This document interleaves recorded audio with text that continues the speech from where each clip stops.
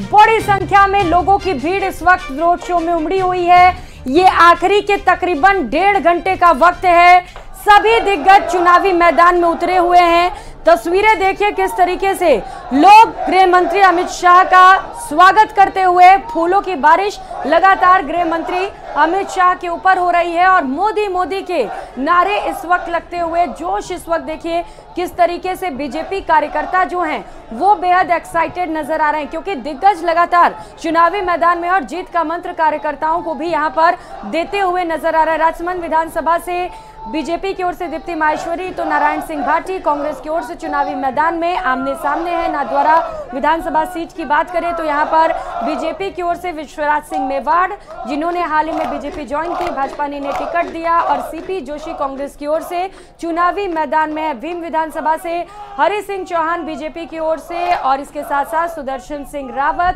कांग्रेस की ओर से चुनावी मैदान में एक दूसरे को पटखनी देने की तैयारी कर रहे हैं। तो एक और जहां प्रत्याशी खुद चुनावी मैदान में उतर रहे हैं, सुबह सुबह जल्दी जल्दी घर से निकल रहे हैं और अपने पक्ष में माहौल बनाने की कोशिश करते हुए नजर आए इससे पहले, क्योंकि अब तो चुनाव प्रचार थमने वाला है और ये आखिरी वक्त किसी भी प्रत्याशी से लेकर दिग्गजों के पास है कि वो अपने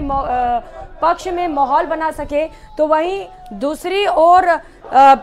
प्रधानमंत्री नरेंद्र मोदी, गृह मंत्री अमित शाह, रक्षा मंत्री राजनाथ सिंह, निर्मला सीतारमण, बीजेपी के राष्ट्रीय अध्यक्ष जेपी नड्डा लगातार चुनावी मैदान में देखे गए। राजस्थान के रण में हुंकार भरते हुए और जमकर राज्य सरकार को घेरते हुए भी गृह मंत्री अमित शाह ने लगातार ये दावा किया है कि अगर डबल इंजन की सरकार बनाकर देंगे तो रामलला का भव्य मंदिर तैयार हो चुका है और अगर हमारी सरकार बनती है तो आपको मुफ्त में दर्शन भी कराए जाएंगे। तो ये बड़ा दाव यहां पर बीजेपी की ओर से खेला गया है, जहां पर खुला ऑफर दे दिया है गृह मंत्री अमित शाह ने कि अगर बीजेपी की सरकार बनेगी तो आपको रामलला के दर्शन बिना पैसा दिए कराएंगे। एक एक कर सभी को रामलला के दर्शन कराने के लिए अयोध्या भेजा जाएगा। तो ये बीजेपी के अपने दावे हैं और जैसे जैसे चुनाव नजदीक आ रहे हैं बीजेपी की रणनीति भी साफ हो रही है। जैसे प्रधानमंत्री ने जयपुर में रोड शो की शुरुआत बजरंगबली के उस मंदिर से की जहां पर सीरियल बम ब्लास्ट हुआ था 2018 में, तो 2008 में, तो वैसे ही इस वक्त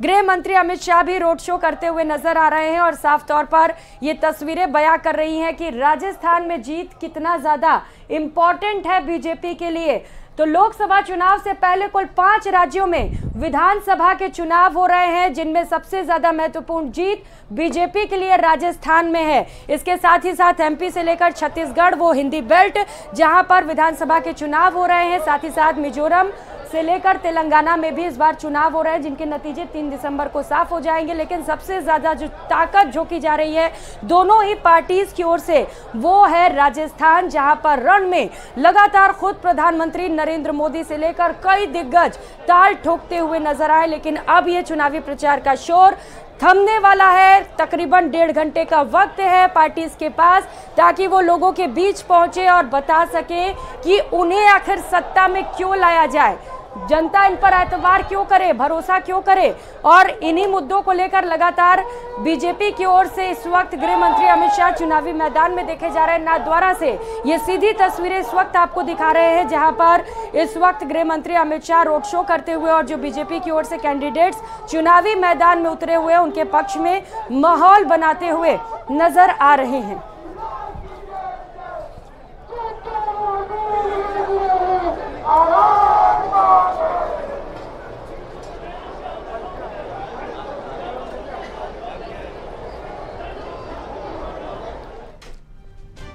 तो नाथद्वारा से ये तस्वीरें देखिए जरा, बड़ी संख्या में लोगों की भीड़ उमड़ी हुई है और यहाँ पर मोदी के पक्ष में मोदी मोदी के नारे लगते हुए बीजेपी के पक्ष में